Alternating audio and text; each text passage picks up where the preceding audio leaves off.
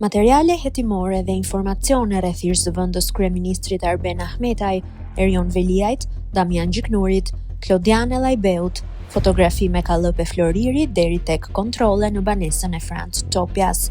Këto janë disa nga shkresat e përftuara nga hakërimi i kompjuterave të 3 prokurorëve të SPAK, që siç dëshmoni akuzuari Zambak Gjoni, ju përcollën nga hakëruesi Arnold Rokaj, pak orë përpara se ndërhyrja të zbulojë, nga që një gazetari që ju përcollën dokumentet informoi në 12 mars të vitit 2025 ish kryeprokurorin Altin Dumani.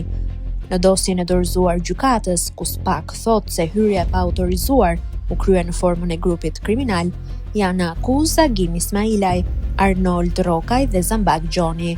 Ky i fundit rrëfen se miku i tij Rokaj i kishte nisur në WhatsApp një letër porosi drejt Austrisë, por edhe një link që nuk hapej mbi bisedat e përfituara nga aplikacioni Sky-CC. Gjoni insiston se i delegoi informacione tek miq me të cilët fliste rreth aktualitetit në Shqipëri dhe një ndër ta edhe ish drejtori i përgjithshëm i burgjeve, Agim Ismaili.